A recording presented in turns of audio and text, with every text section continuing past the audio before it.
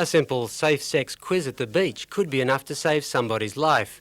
That's the idea behind the annual Summer Safari campaign, again on in the Hunter.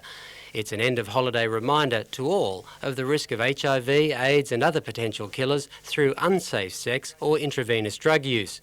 The van's here, though, because the message is primarily aimed at 14 to 25-year-olds, the age group which needs to know now.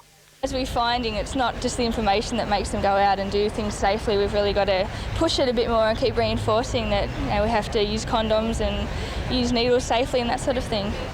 A campaign innovation this year is the introduction of a peer educator scheme, training young people to talk to the young people who come to the van. They don't pretend to be clinical experts, but they are good communicators. What we're actually basically doing is not so much to actually give out specific information, but to have some sort of information for the young people in the community that they can actually relate to, and more on their terms that they can understand as well. Well, kids respond well to us because we're their own age and we know what's happening for them as well. It's a lot better than people telling them what to do. We're giving them suggestions, and so if we do it, they might as well too, that sort of approach. The safari van will tour beaches, shopping centres and entertainment venues in the Hunter till the 5th of February, with safe sex handouts and quiz prizes to help young people to get the message. Ian Cameron, NBN News.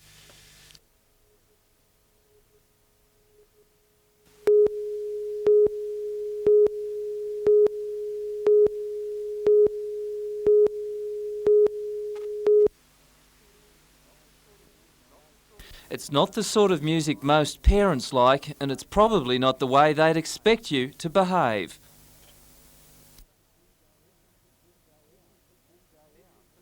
This is the Big Day Out, a massive series of youth concerts. In Sydney yesterday, 40,000 people packed into the showground to see more than 60 rock bands. It was a day of young people's culture, some calling it Australia's Woodstock of the 90s. It's more of a product for the vision switcher, channel surfing age. I mean, the attention span of younger people it's really a lot shorter now, and so therefore a 3-day thing, you're not going to keep their attention.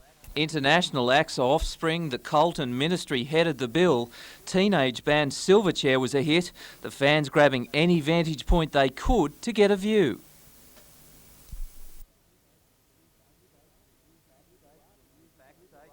Backstage, the music glitterati was hanging out.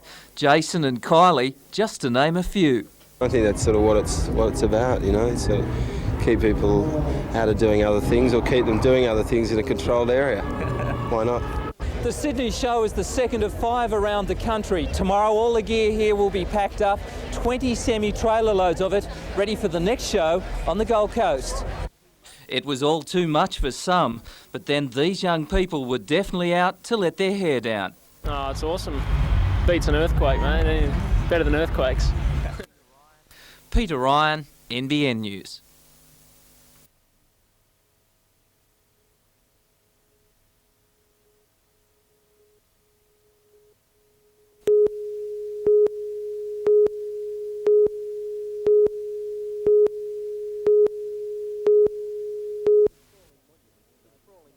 The sprawling monument to 1950s technology is about to be updated. Scone Fresh Food Meats will invest $4 million on improvements and create up to 70 jobs. The company says it has to expand or perish. Since 1972, the number of abattoirs in New South Wales has fallen from 247 to 55. And those establishments that are going to remain have to provide the facilities for the future. The expansion will include a new kill floor, cooling rooms and a boning room, all aimed at increasing efficiency by using every part of the beast. The meatworks processes 40,000 cattle, 150,000 pigs and 300,000 sheep a year. That could increase by a third with the improved technology. But it's claimed more production won't mean more pollution. We believe that in today's high-tech environment, we can address any of those concerns and put forward proposals which will meet people's requirements. The company will meet with the Department of Planning early next month to discuss its plans, in preparation for an environmental impact statement later this year. Richard O'Leary, NBN News.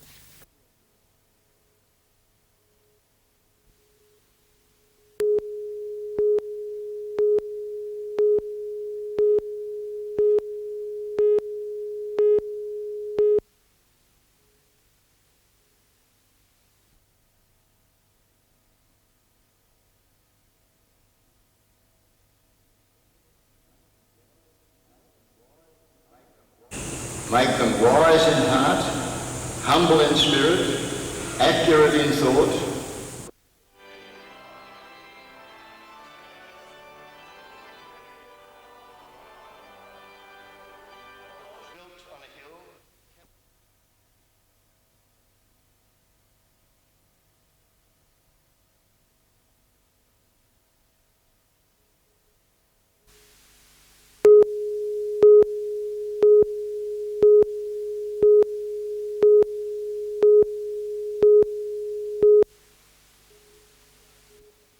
"23-year-old Leslie Leonard was serving a 6-month sentence for breaking and entering and assaulting police.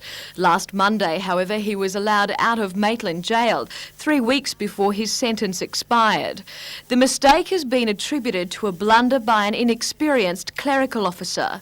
It was hoped Leonard would be recaptured when he reported to Bathurst Police Station as part of his bail conditions.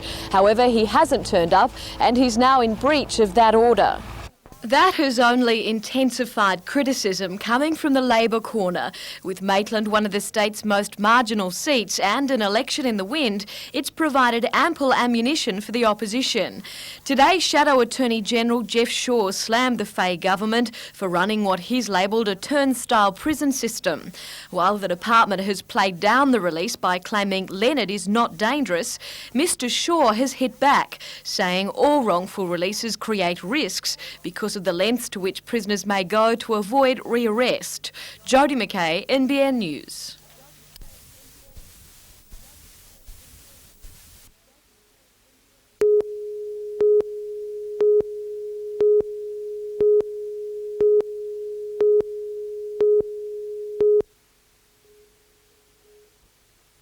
The 10-year, $850 million Tangara construction contract is winding down at Ganninan's Broadmeadow Works. The last of the new trains is due to roll off the production line this September. But now there are claims the trains are faulty and unsafe. A leaked defect report cites constant problems with wheel mechanisms, power line connections and communication systems. Ganninan's Chief Executive John Fitzgerald rejects the claims out of hand. The train is not unsafe. It's a very safe train, and that's been proven over the years it's been running. Mr Fitzgerald says there have been some faults with the Tangara, but there have been no worse than the teething troubles encountered when buying a new car. We have such, we call them minor defects with Tangara, and they are being addressed, they are being corrected, and they're being corrected at Ganninan's expense. The company is standing by the Tangara design and its own construction record. It's dismissed the defect claims as mischievous, saying they won't affect current negotiations to secure new orders for the train from overseas markets. But by tomorrow, when the truth and the facts are better known, I think the people who make those sort of decisions will know full well that the train is an excellent train, a very safe train, and a very modern, state-of-the-art technology. Ganninan's reassurances have been backed up by State Rail and Transport Minister Bruce Baird, who said today there'd been no significant problems with the Tangara and there was no threat to passenger safety. Ian Cameron, NBN News.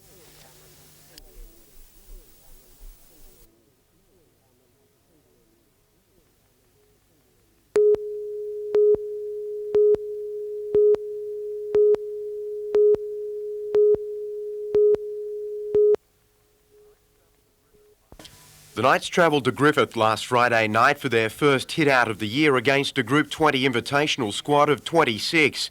They struggled early in the match, with the squad of 18 reduced to 15 through injury and led 12-10 at half-time. But as the match went on, Newcastle grew in confidence, winning the game 32-14. Coach really satisfied with the performance under the circumstances. The inexperienced part was the problem. We probably bombed. We could have had another 6 tries, and the psychological implications there are we kept the opposition in touch, and while ever they were in touch, they competed very well. Several players underwent physio today following the trial, but the main injury concerns for the World Sevens include some who didn't take part in the match, including the Johns brothers. Muir's coming back from this small operation he had. I want to get full clearance for Adam. Robin McCormack picked up a bit of a knock, and both the Johns brothers, Matthew pulled out late on Friday. I want to make sure that Neil Alpen feels that they're medically okay to start.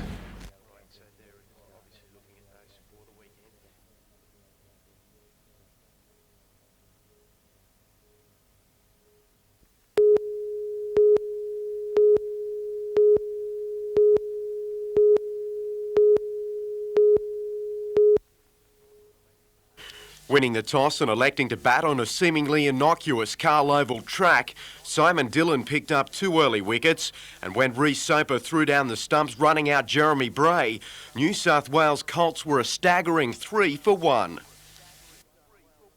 They were in further trouble when Jamie Heath had Cunningham caught behind without scoring and then rattled Catley's furniture with the perfect Yorker.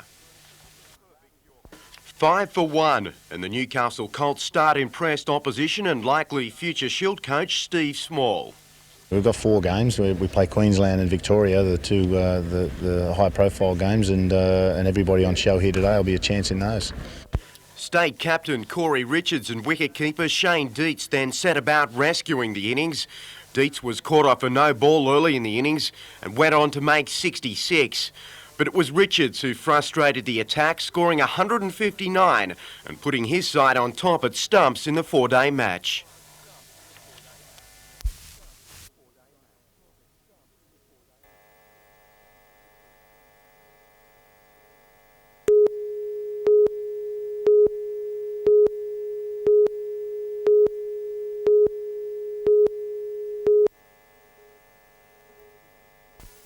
For most senior students at Gateshead High, today's school assembly marked a new beginning. More than 100 have enrolled in the Adult Learning Re-entry program. Most are studying for their HSC, while others are just taking one subject at a time.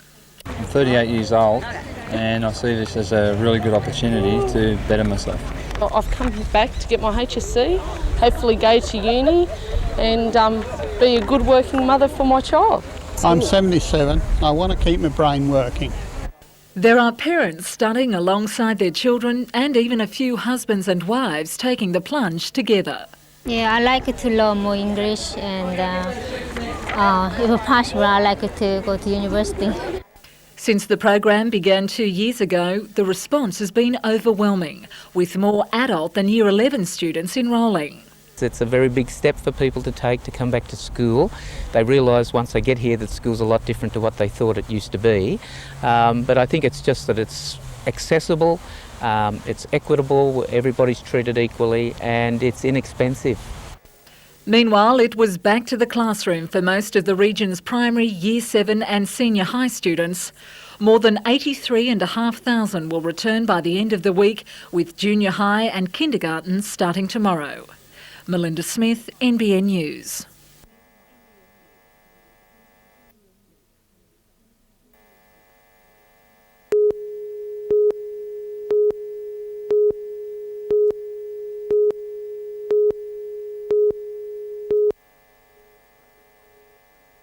Coca-Cola's 3-year deal with the Knights comes as the club continues its preparations for the World Sevens in Sydney this weekend. But putting pen to paper with a major sponsor, prepared to part with the league's requirement of $500,000 a season, is proving more difficult. The Knights maintain they are continuing talks with several companies and are not concerned they may not have a major sponsor for the Challenge Cup starting on Friday week.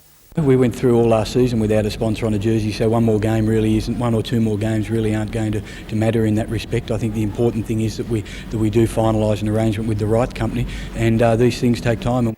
Meantime, the Knights have announced their 10-man squad for the World Sevens, which will be captained by Matthew Johns. He and brother Andrew passed late fitness tests to be included, as did Adam Muir, who'd been sidelined after an operation to rectify shin splints. His mobility and strength make him an integral part of the Knights' assault on the Sevens. I played last year for the first time and I really enjoyed it. It's good to play with both Johnses and that, and you have it. It's a bit of fun too.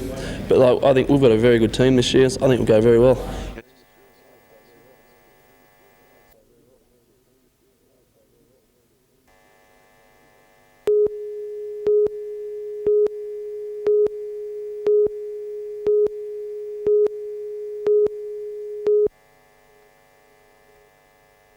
Sporting a pace attack which included 2 Australian under-19 players in Brett Lee and Matthew Nicholson, the Newcastle side struggled this morning.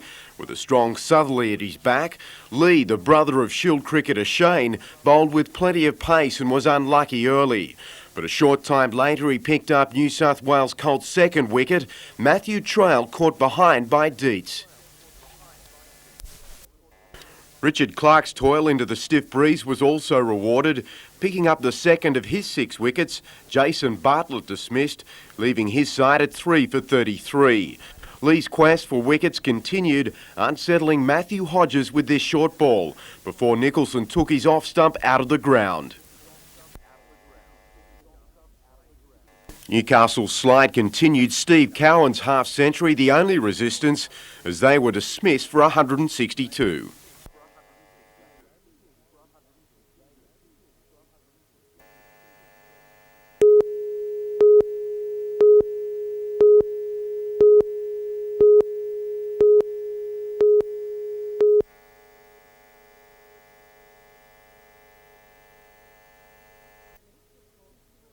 Police were called to remove the protesters who'd forced their way into the Boral woodchip export facility on Newcastle Harbour.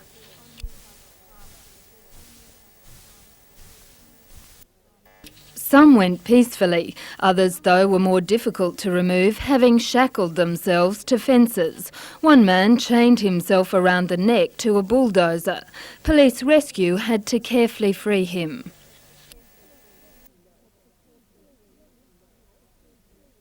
The Boral facility has a licence to export 1 million tonnes of woodchip each year from trees grown in northern New South Wales.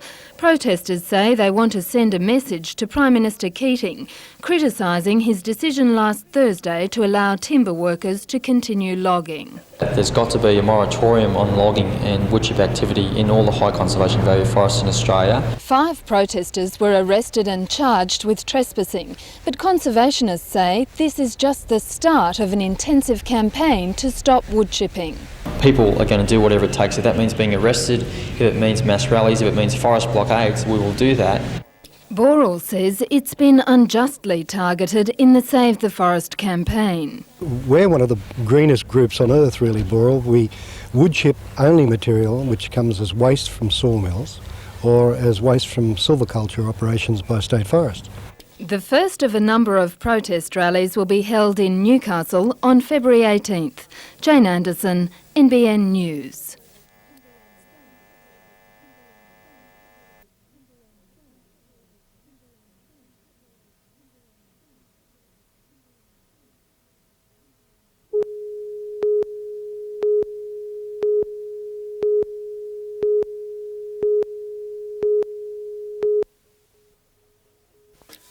It seems these well-known brothels at Lake Road Argenton and Charlestown Road Charlestown have been getting more than just their regular customers.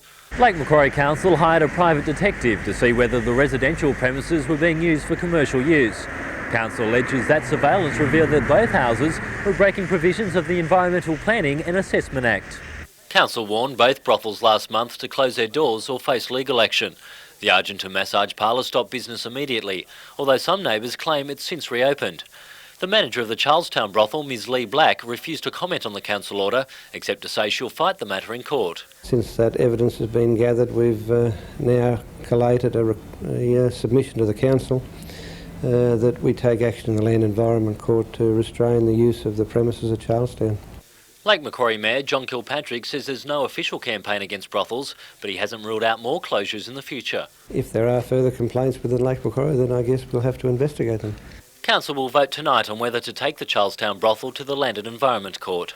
Richard O'Leary, NBN News.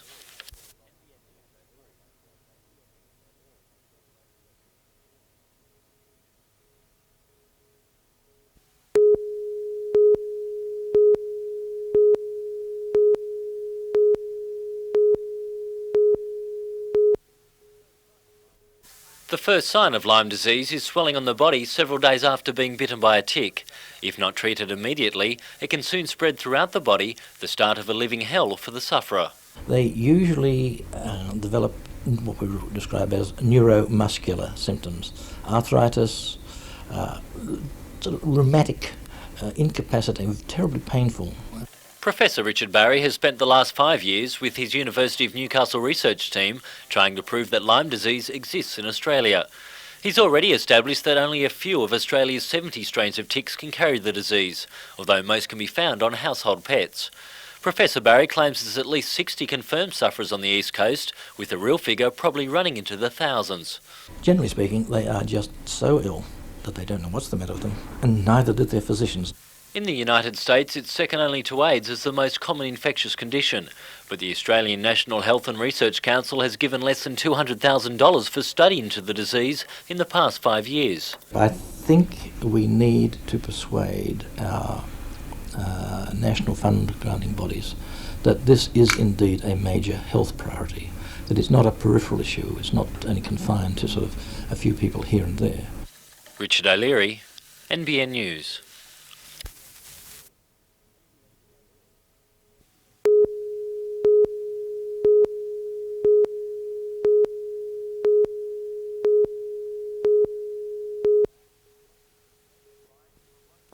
Headlines of a rugby league revolution reached an all-time high today.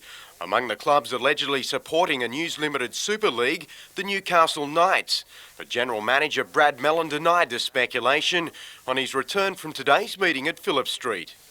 Totally dismissed them that there was any breakaway competition whatsoever. As we've said, or as I have said, all we wanted to do was to find out more information about the Super League, and if we didn't do that, we'd be negligent.